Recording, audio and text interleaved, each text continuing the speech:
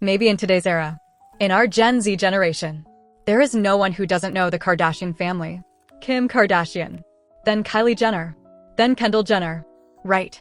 But have you ever been curious about the mother behind five sisters who are powerful and famous all over the world? Kris Jenner is a powerful mother, the head of the Kardashian and Jenner family, with a total net worth of up to $6.6 billion US. She is not only a manager, but also the one who built and nurtured many things that many people call the royal family of America.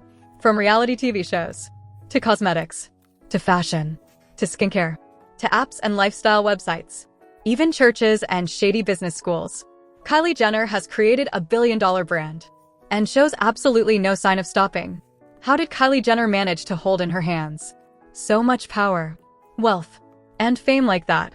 So how did she do it? So today, let's explore the life of Kris. And to understand who Kris is, we have to go far back into the past. Let's start with Kris's grandmother, Lo Ethan Campbell. Lo Ethan Campbell was born on October 20th, 1893, in Hope, Arkansas. True to that era, Lo got married very young and gave birth to only one daughter, Mary Jo. When her husband had an affair with another woman, she did something that very few women at that time dared to do. She packed her belongings and moved alone to Southern California without any help. In her new place, Lo got a job as an accountant at a naval base in San Diego.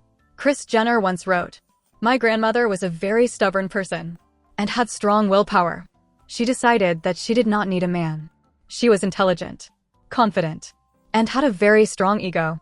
Eventually, Lo met a gentleman named Jim Fairbanks. Jim was attracted to the small and confident girl from Arkansas. They got married, bought a house, and settled in a small city in San Diego. Every time he got paid, Jim would give all of his salary to Lo for her to keep and manage the family finances. Even though life was not very abundant, Lo always kept the house neat, dressed properly, and appeared polished every time. Kris once wrote, "My grandmother always wore beautiful slacks, matching jackets, blouses, and perfect shoes. She paid great attention to fashion and appearance. Even when we went to Disneyland, she would take us to buy new clothes." A few days before, when she was little, Kris was taught by her grandmother that whenever you use the sink, whether brushing your teeth or washing dishes in it, after using it, you had to clean it thoroughly. Like in a hospital, everything must always be neat, tidy, and spotless. Moving to the next generation. That is the generation of Mary Jo, Kris's mother. In the 1940s, Lo understood that if her daughter wanted to marry an ideal man, she would always have to radiate a noble and elegant aura, like movie stars. And so, Lo sent Mary to a school that trained style and etiquette, called Fashionality, in a nearby area. There, Mary Jo learned about fashion, travel, beauty, manners, and especially proper posture. Kris said, "My mother and my grandmother were very similar. Both were workaholics and loved fashion. They taught me, and later I taught my daughters, that the way you present yourself to the world is very important." Mary Jo first fell in love at the age of 15, and that man was Robert, for years older than her. They got married on September 21st, 1952, in San Diego, and that marriage lasted only 2 months. After that short marriage, Mary Jo met a man that both she and her mother had always dreamed of, Robert True Houghton, often called Bob. He was an aerospace engineer for Convair, very handsome, well-educated, and had a good income. Bob promised that he would give Mary a luxurious life, and she would never have to worry about money.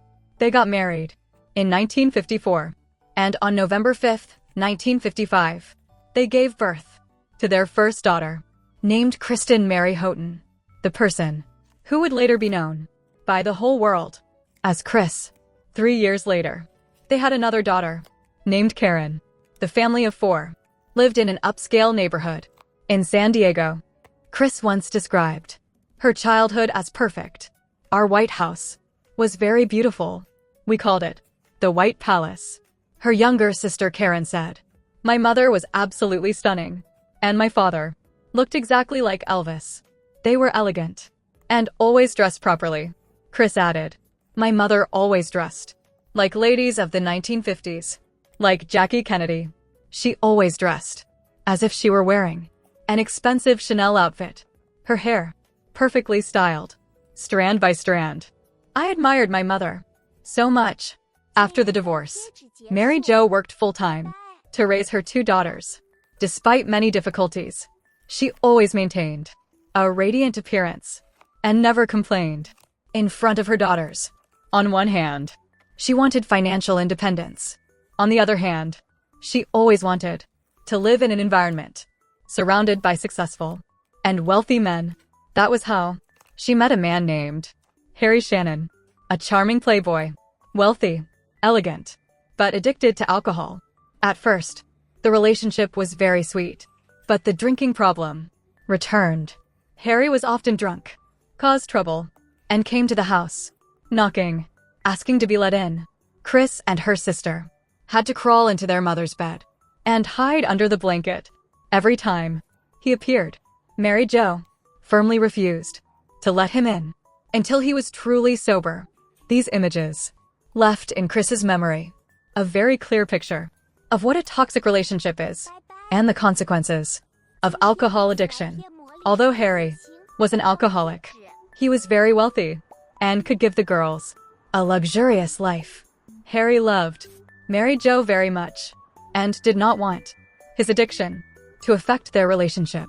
But the addiction made Mary Jo's daughters terrified. And then it happened again. Harry appeared at the door, still drunk and aggressive. At that moment, Mary Jo made a decision that she would never let her daughters witness that again. A few days later, Harry returned, knelt down, and begged for forgiveness. And she agreed. Chris once wrote, "He apologized over and over. Not long after, he proposed to my mother. My mother finally gave an ultimatum: quit drinking, and we will get married tomorrow." Harry and my mother flew to Puerto Vallarta to hold the wedding and brought a few friends. That was June 1968, when I was 13 years old. When my mother and Harry returned, my sister and I were staying with our grandparents, and we thought, wow, now we have a stepfather. From that day on, I called Harry Dad. He accepted me and my sister like his own children. Harry taught me a big lesson in life. If you want something strongly enough and are willing to change for it, then you can do anything. My mother was a working woman, something I think influenced me a lot. You learn a lot from your parents. And my mother always worked. She was a single mother for a long time, then remarried someone she deeply loved. And we loved him too. Right after that, Harry decided to invest in a new business project, and the whole family moved to California. They lived in a small apartment, and this was a big change compared to the life Chris was used to. In this new environment, she had no friends and had no interest in Harry's new job, which was abalone farming. At that time, she was 13 years old and felt like she was trapped in a strange town. Even though it was difficult, she learned a valuable lesson, a lesson that she would continue to apply later in life. It made me think, I never want to be trapped again. I just hoped for the day when I could make my own decisions. From that moment on, I never forgot what I learned. Most importantly, I never want to be in a situation where I am powerless, unable to change anything that I do not want. 3 months after moving, something unexpected happened. Harry's business partner took all the money in the company, $15,000, and disappeared. No one ever heard from him again. My parents hid this because we were still young, and they did not want us to worry. I felt happy when I heard the news, not because of the money, but because I was glad that we were going back home. The family of 4 packed their belongings again and returned to San Diego. Harry and Mary Jo had to start over from the beginning, being someone with a business mindset.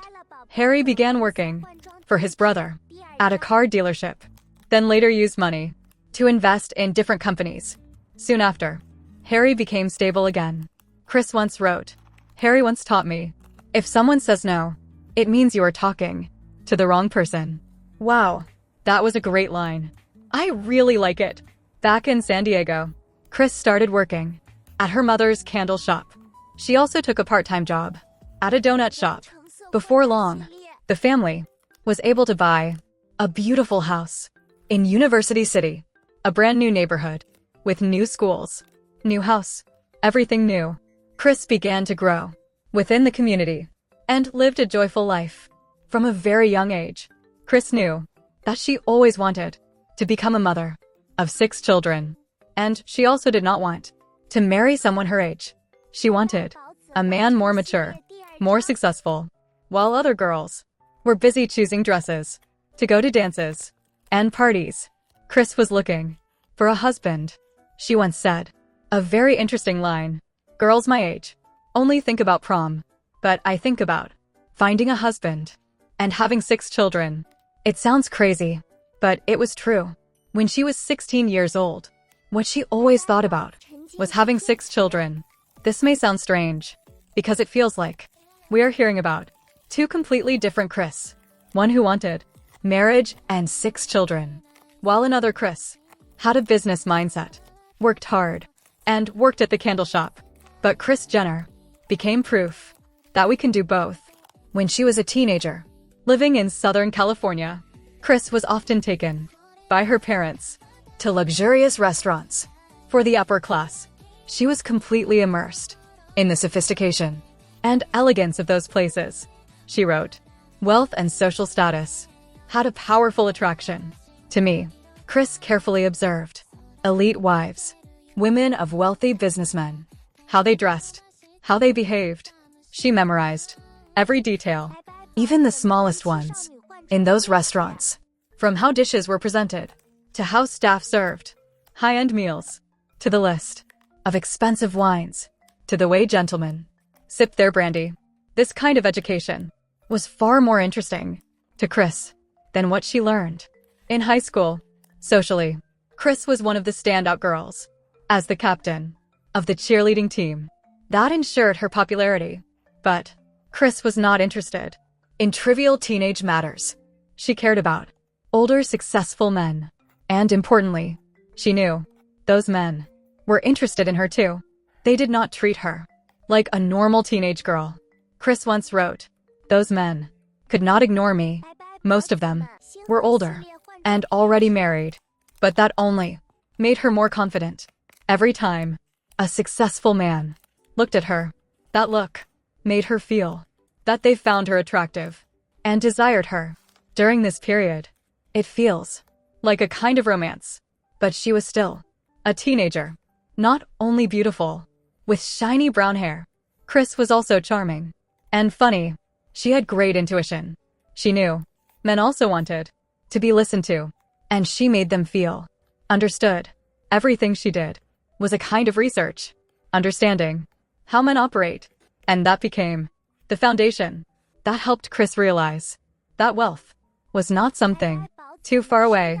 In 1973, on the occasion of her high school graduation, her best friend's mother bought them both a trip to Hawaii to attend a tournament with a man named Phil, a well-known professional golfer. There, Chris, at 17 years old, met another golfer. In the book, she called him Anthony, but his real name was Cesar Sanudo. He was 12 years older. She wrote, "He was tall, dark-haired, funny, and successful. He represented the glamorous world of golf. Maybe I was just a golf-loving girl, but I liked him from the first moment. He made the boys I knew in high school look like children. He became my first boyfriend outside of school, a real man." At that time, he was 29 years old, had won major tournaments, and was on the rise to become very successful. During the Hawaii Open, he met Chris and liked her immediately. At that time, Chris was only 17. Later, his daughter Amber said in an interview that when he met Chris, she lied and said she was 21, while in reality, she was only 17. Despite the 12-year age gap, They started dating. Surprisingly, Chris's family fully supported the relationship. Caesar was a professional golfer, and her family loved golf.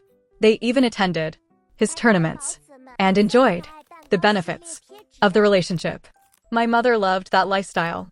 So when I left home to follow Caesar to golf tournaments, they just said, "Have fun." Caesar pursued Chris seriously. He took her to tournaments in luxury resorts. Before long, Chris traveled with him around the world, from Japan to Scotland to London to Mexico City. I spent a year traveling with him. Dating a professional golfer was exciting and thrilling. Caesar introduced Chris to a lifestyle she later became obsessed with: luxury flights, high-end hotels, and elite parties. She even convinced him to let her bring her best friend to stay in one of his houses in Manhattan Beach. At that time, Chris had no intention of going to college because the most important thing for her was to find a wealthy husband and have 6 children. And Caesar seemed like a perfect choice for that. He spoiled her, provided everything, and introduced her to environments full of wealthy people. Chris took advantage of Caesar's fame to build relationships with the richest and most successful people in that environment. Gradually, she began to dream of something bigger than San Diego. She wanted to move to Los Angeles, to Beverly Hills, to start a new life and connect with Hollywood producers. One day, Chris thought it would be great if she could take some of her friends to a horse racing track called Del Mar, about 20 miles from San Diego. She wrote, Del Mar was truly exciting because it was a perfect image of wealth and the upper class. The clothes there were glamorous, and the fashion was extremely luxurious.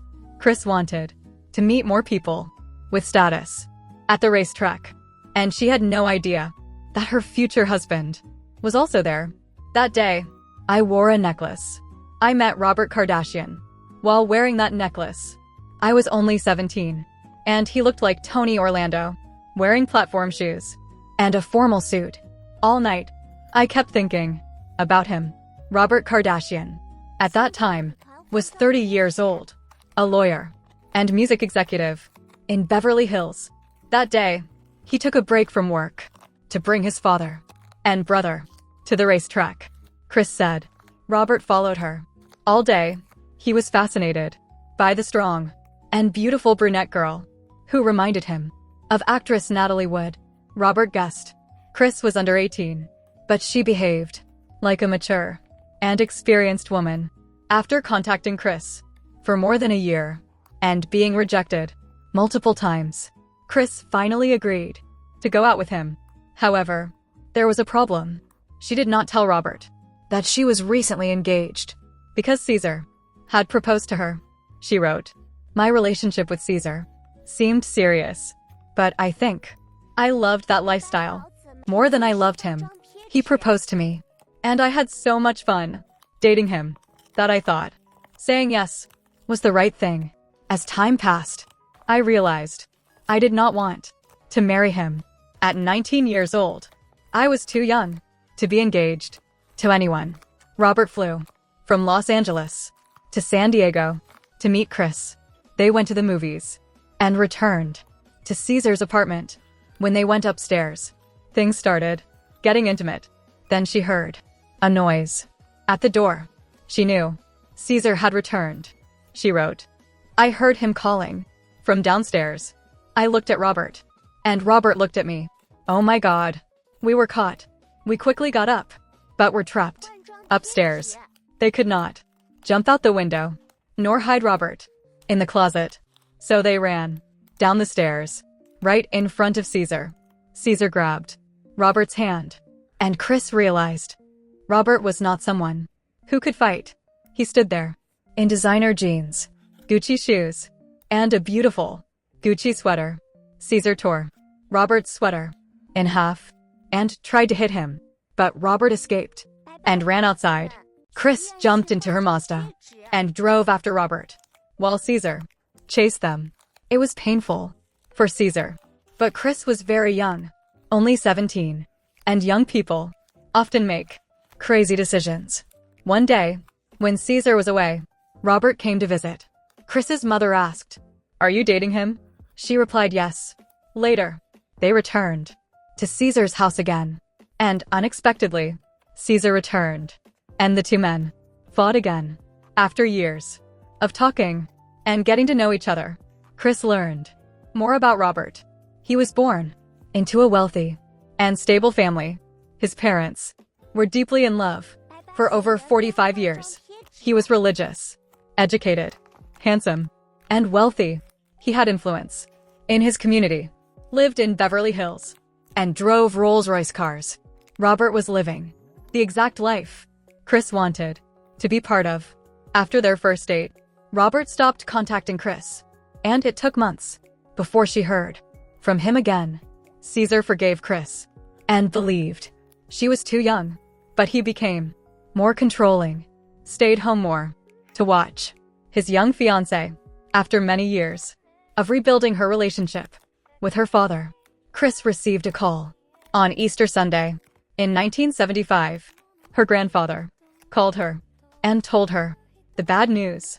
Her father had an accident and did not survive. Chris was devastated because before, her father went to Mexico and had that accident. He had called her and wanted to see her, but she refused because she felt too tired. While Chris was traveling in Europe with Caesar, Robert hosted a housewarming party and invited Chris to be his date. That day, Chris agreed and said she would break up with her fiancé. Robert went to the airport and waited for her with flowers in his hand. However, he waited and waited until the last passenger left, and he realized Chris would not come. Chris, with her pride, refused to contact Robert again because she was taught never to chase a man she could not leave. Caesar, without a backup plan, because she had nowhere to go and not much money. After returning from the trip, Chris discovered that Caesar was having an affair with a younger woman. She wrote, "I was angry, but also happy, because now I had a backup plan. I was too weak to leave him, but now he made it easier for me. I packed my things, put everything in my car, and thought I was not raised to be a victim. I was raised to be strong, confident, and to know when to walk away." Right after that, Chris called Robert and said, "We are done here." She got on a plane and flew to Los Angeles, where she officially met Robert Kardashian. Waiting for her was Robert and O.J. Simpson in a blue Mercedes. Chris began a new life in Los Angeles, while Caesar was left behind with a broken heart. Caesar's brother, Rudy, once said, "She hurt my brother very much. She is a gold digger." It was also said that when Chris left, she took his gold coin collection, worth $10,000. Chris always imagined living a luxurious life, and she knew Robert Kardashian was part of the elite. And now, she also got to meet a football star, O.J. Simpson. As soon as she arrived in Los Angeles, Robert took her straight to his luxurious and magnificent house. There, he introduced her to his family and told them he felt Chris was the woman he had always been looking for. One weekend, after a romantic date, Robert decided to propose. He was very excited and told his family and friends about his plan. However, unexpectedly, Chris rejected him because she thought it was too soon. They had only dated for a few weeks.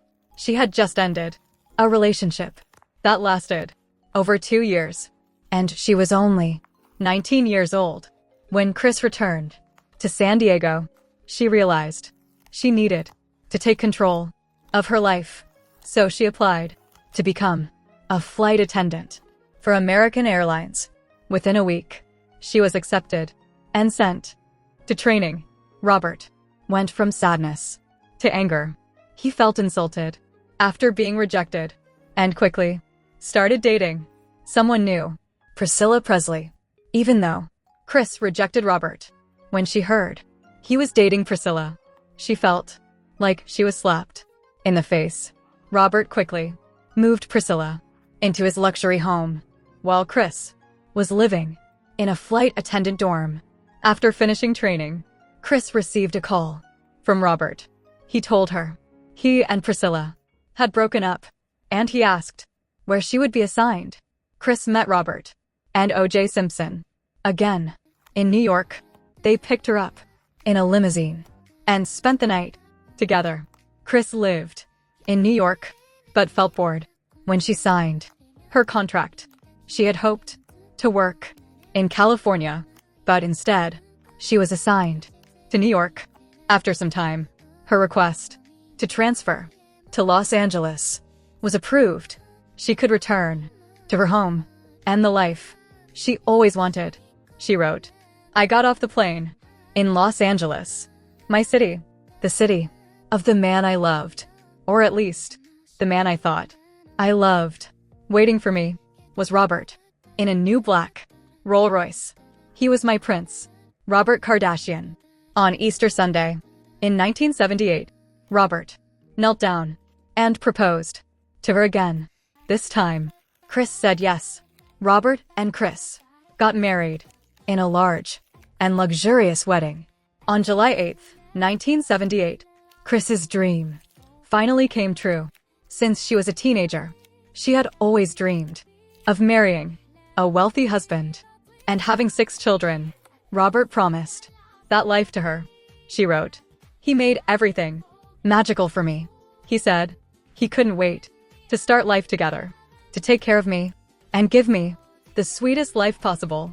And he did exactly that. Robert bought Chris everything she wanted, from diamond watches to earrings to luxury vacations and many other things. Just 9 weeks after their honeymoon, Chris discovered she was pregnant. Early in the morning, April 18, 1979, a baby girl was born. They named her Kourtney. On October 21, 1980, Kim Kardashian was born. Chris was amazed by her daughter's beauty. She wrote, "Kimberly was unbelievably beautiful. I remember clearly walking down the stairs, seeing Robert and Kimberly lying in the crib. Robert had dressed her in a baby Dior outfit with a pink satin hat. I looked at her face and thought she was absolutely perfect. Amazing. From the very first day, everything in Chris's life was perfect. She had a wonderful husband, beautiful children, and lived in a beautiful house. And more than that, on June 27, 1984, she gave birth to another baby girl named Chloe. Chris was on her way to achieving her dream of 6 children. But after having 3 daughters, they wanted a son. So they researched ways to achieve that goal. After months of trying methods, Chris became pregnant. On March 17, 1987, they happily welcomed their 4th child. And fortunately, it was a boy. They named him Robert Arthur Kardashian. Chris wrote, in 1988, "Everything was still perfect. I had a wonderful husband and 4 beautiful children. Everything was perfect, and I felt so lucky. But I did not know that within 1 year, everything would fall apart." At the beginning of 1989, Chris's perfect world began to collapse. She and Robert had been married for 15 years and had a great life. But Chris no longer felt happy. She began spending more time with friends, partying, drinking, and only came home at dawn. With her late nights, Robert began to question whether she was cheating. Even after Chloe was born, he wondered if she was really his daughter.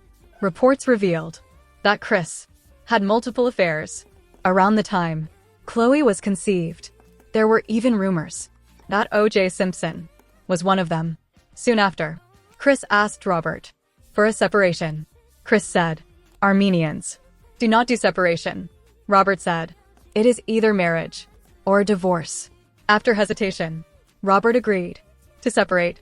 He packed his things and moved to Palm Springs to live with family. Kris felt relieved and freer after he left. She wrote, "I went from being a teenager to a mother of 4 children. Now, I had my 4th child. I lost weight after giving birth, got breast implants, and finally felt confident again. I wanted to have some fun." One night, at a friend's house, there, she met Todd Waterman, a man who was only 23 years old. After a night of flirting, Todd made a move. Kris wrote, "I went upstairs to get something. Todd followed me immediately. Then boom, he kissed me, and I kissed him back. That kiss was incredible, like coming back to life, like waking up after a long sleep. I had not felt that way for 15 years. That feeling made me feel young, attractive, sexy, and alive." Kris did not hide the affair, and Robert began to realize the truth. One day, Robert followed Kris to a restaurant where she met her lover. She wrote, "We were sitting in a corner, having breakfast. I was facing outward. The door opened, and Robert walked in. He shouted, 'I caught you.' Then he ran out. I ran after him, jumped into my car, and drove. He got into his car, and I chased him. After that, Kris broke up with Todd. The court required them to reconsider their marriage, and Kris realized everything she had done was wrong. After being caught, Robert immediately asked for divorce, and soon after, Kris met another man, this time an Olympic athlete named Bruce Jenner, who later transitioned and became Caitlyn Jenner. At that time, Kris was close friends with a model named Candace, and this woman introduced Kris to Bruce Jenner because she thought they would be a perfect match. Bruce always dressed very well. Soon after, they had dinner together. During that dinner, Bruce and Kris stayed up all night talking about their lives, and surprisingly, they had many things in common. Bruce shared his frustrations about his 2 failed marriages and unsuccessful business ventures. This made Kris feel sympathy for him, and she thought maybe she could be the woman who stays by his side, helps him recover and rebuild. From that moment, Kris and Bruce became inseparable. Kris's children welcomed him warmly, and the family accepted him, except for the eldest daughter, Courtney, who had more difficulty accepting the relationship and her mother's divorce. Although they faced some challenges, everything moved quickly between them. After only 5 months of dating, they got married. Bruce and Kris moved into a house in Malibu and gave the former marital home back to Robert. Kris was ready for a new beginning. She wanted to leave Beverly Hills, where she had become a topic of gossip throughout the city because of her affair with a younger man. Things were going well for Kris, and very quickly, she came up with a plan. She wanted to help Bruce expand his career and create financial success for the family. Kris suggested that Bruce Jenner should have his own clothing line, fitness products, endorsement deals, and even supplements under his name. Interestingly, at that time, Bruce only had about $200 in his bank account, and Kris did not have much more, just some child support money. Although Kris had some experience in business environments, from being married to an executive, she still felt she lacked real experience. So Kris decided to become Bruce's manager and start his career. They began sending letters and proposals to companies, big and small. They worked extremely hard, promoting and marketing Bruce Jenner. Luckily, things started to work out. Bruce began receiving calls from brands wanting to collaborate. Kris seemed to have succeeded in turning Bruce into a money-making machine. However, there was a secret she always kept. Bruce felt like a woman trapped in a man's body, and he always wanted to transition. Kris knew this, but she did not support it. While Bruce struggled with his identity, Kris began controlling every aspect of his life, from firing his longtime manager to forcing him to cut ties with his ex-wife, Linda. She even tried to create distance between Bruce and his 4 children. Kris cleared out and inserted herself into every relationship and friendship Bruce had. Kris loved money, a lot of money, but if she had to choose between money or attention and fame, she would choose attention.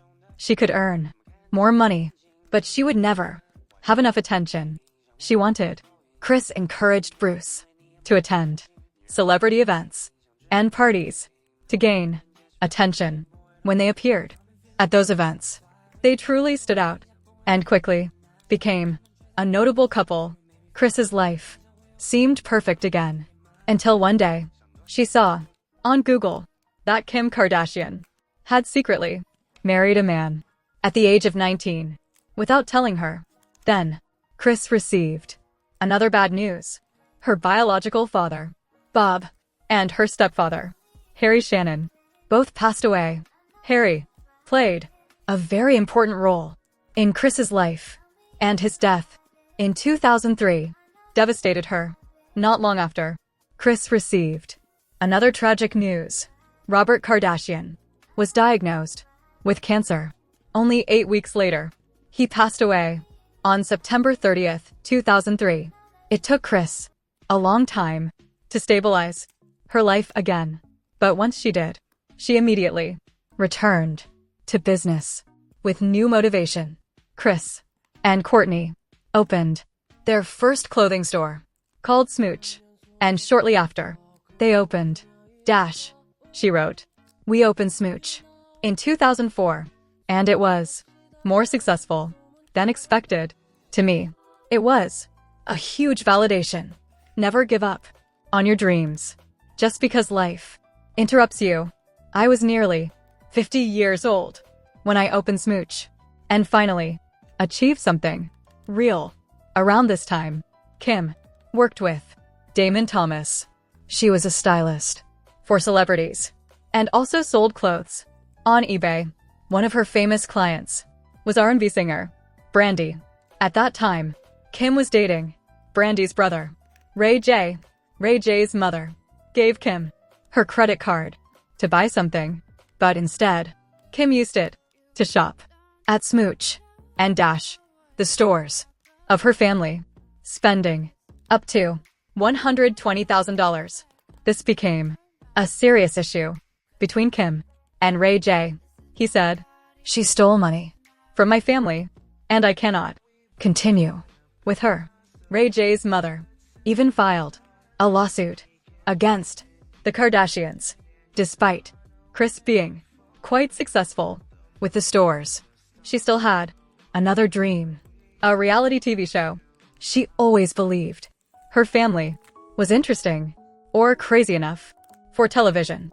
For years, Kris tried to get her family on TV, talking to networks, presenting ideas, but nothing worked until finally, the opportunity came.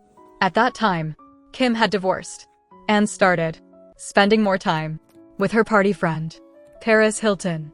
Paris Hilton had shocked the internet when a private video of hers was leaked, turning her into a global phenomenon. Inspired by that fame, Kim also filmed a private video with her ex-boyfriend, Ray J. According to Ray J, Kim and Kris actively approached distributors to release the tape. Although, to this day, Kim and Kris deny that it was intentional and claim it was an accident. Ray J insists it was a calculated business move by Kim Kardashian and Kris Jenner. By 2007, as planned, The whole world knew about the leaked tape between Kim and Ray J. For the first time, a tape turned someone into a global superstar. It was not a traditional path to fame, but it worked. Kris was truly a genius, turning something negative into a billion-dollar empire. When the tape was released and the reality show was in production, Kris created a perfect formula for fame, attention, and money. And after that, the whole world knew the Kardashian family